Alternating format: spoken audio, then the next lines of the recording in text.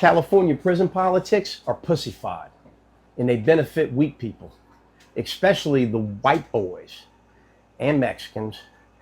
I remember growing up in Louisiana, living a criminal lifestyle that led me to prison twice here. Did two different bids, where in the dorms here, as a white guy, out of 100 inmates, you might have 3 other people that look like you. And not every one of them is going to be solid. In fact, you'd be lucky if just one other solid one's in the dorm with you.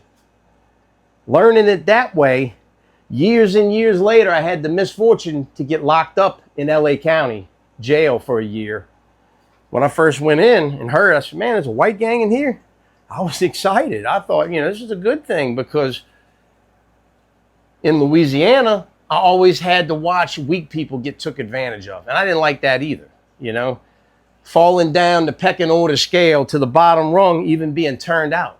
It was horrible. So I'm like, man, this white gang shit, this is good. I don't have to watch that no more. But I wasn't in there long before I ran afoul of the shot callers and the program, as they call it, because everything that I learned here in Louisiana was different out there. In Louisiana prison, if someone tells you what to do and you do it, you're their bitch now. In California prison, if someone tells you what to do and you don't do it, you're their bitch now, because they're going to treat you like one and have a little fake court hearing where they'll sentence you to do push-ups or 23 seconds of a boo-bop getting beat on by 3 people of your race. Now, when I first went in there, the first sign of trouble with the car was a black dude let me read his newspaper after he was finished. I didn't know there was Jim Crow-like rules in there where there was a white newspaper, a black newspaper, and a homie newspaper for the Mexicans. Same thing with the phones, stalls, all that shit. It was broken down. And what I saw was the weakest of the prison population leading everyone. It was the weakest, because these shot callers couldn't defend themselves. They needed a group. And that initial first dorm I went on was a transfer dorm. So I get transferred out of there. I tell myself, I'm going to this next dorm. I'm not even going to their meetings, because every night they would have meetings and shit. So they call a meeting, I'd stay on my fucking bunk. And they got the wrong idea, like I didn't want to be white or something. Like, this guy, he wants to be black. He talks to black people and all this and that.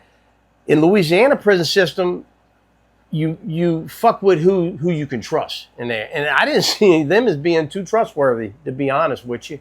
Now, they were very stressed out by my presence in there, because in California, if somebody doesn't run the program, it becomes like an insult on everyone that looks like them that's locked in that cell with them. But they could never get a crew strong enough around me to do me anything. One day, in fact, the shot caller talked it was like 4 of these torpedoes, these young kids. They come in there, they immediately shave their head. They think they're American history acts. They think they're in a movie. They all got their chest poked out. When, if you drop them in a Louisiana dorm with 3 people that look like them, they're going to be paying rent, which in California, they pay rent. That's how pussyfied it is. But you know what they call it? They tax. They call it pay your taxes, in your dues, basically. But they would tax like the Mexicans. If they get a store order, they got a percentage that they had to put into the kitty. And then the kitty would be sold to someone that would send a money order on the street, and that money would be funneled back to some shot caller in Pelican Bay that's never getting out. They had talked these 4 kids into doing some shit that was going to affect them for the rest of their prison stays and probably get escape charges. They were going to run out of the front door of the dorm, because you could there at Wayside, and go into the trustee dorm and attack a trustee for some perceived insult that one of them made towards the shot caller. And when I heard them talking about it, I shouldn't have done this, but I did. I said, man, y'all don't do that. Because my bed was right there where they were shoo-shooing about it. So y'all don't do that. you're going to end up with an escape charge on some fucked up yard, and you're going to wish you never did that. You're really not that scared of all these guys, are you? And one of them looked at me when I said that to him, and he said, that's why you always talk to those black guys, because you're an N-word too. He called me the N-word.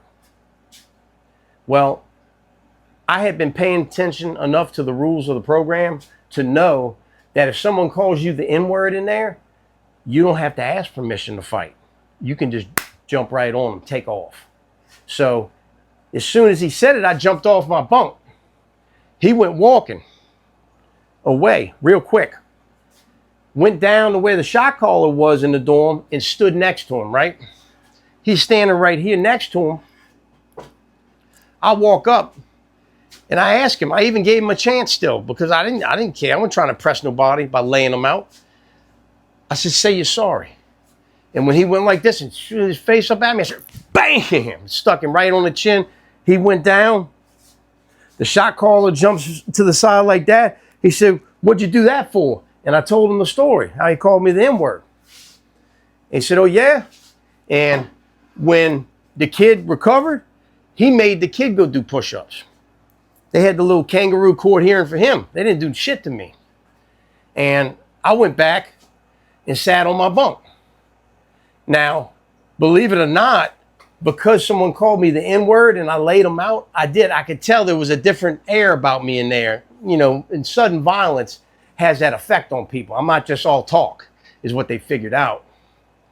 And I had another friend of mine that wasn't a California guy either, because it's the people from other states that come to California prison and cause the trouble, like us, because we're not just going to fall in line being from New Orleans. We're way too independent for that.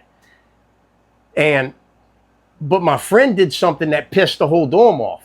He had a high-ranking Serrano for a bed partner that used to hang his legs down from the top bunk in his face, and my buddy went, pow, one morning. Pow, just swiped his legs. Well, that pissed the Serrano off. But being that jail politics, Serrano's allied with white boys and all that shit there, he didn't just come off the bunk and jump on my friend. He went to the shot caller and told him, look, y'all got to do something about this. This guy disrespected me. They went shoot about it, but they were too scared to do him anything because of me. Because I had already walked up and laid somebody out right next to that shot caller. He knew I wasn't scared and I didn't care what the consequences were going to be. I'd get violent. So what they did was come to me. And they said, look, this is the situation. We got to do something about it. If not, we're going to have a riot with the Southsiders. They're going to do something to the whole car. And they outnumbered the whites in there. So what we want to do is we're going to boo-bop him to satisfy the Mexicans that we disciplined him. But we want you to do it. When he first said it, I didn't like the sound of it because it's like he's ordering me to beat my friend up, right? But just a few seconds of meditating on it, I realized it was actually the only way I was going to prevent them from really beating my friend up. Because a boo-bop is when you do something against the inmate code and the shot caller and the right-hand man have a little hearing where they decide whether you're going to do burpees or you're going to get boo-bopped. A boo-bop is 3 members of your race jump on you and try to lay you out for 23 seconds. Now, the 23 seconds is because W is the 23rd letter of the alphabet for white boy, right?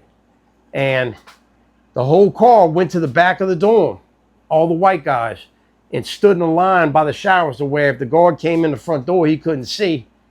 And it was 2 other youngsters and me. These 2 other young kids ran in on my friend. But as soon as they called it to start fighting and beating him up, I ran in and got in the way of the other 2 guys, which I was throwing punches, but they didn't have no steam on them. And I was hitting him in like the shoulders and, you know, and every time they would try to get in and hit him, I would pivot that way. And then I would pivot this way. And finally, the 23 seconds was over and it was done. And the shot caller and all them, all they really wanted was to satisfy the Southsiders, because they didn't want the problem that was going to happen between me and my friend. Between him and I, we probably could have beat up all them fools, to be honest with you, what we were dealing with. And it wasn't a week later, the people came in for that program and said, if you want to go into the merit program and get action from the courts and all, raise your hand.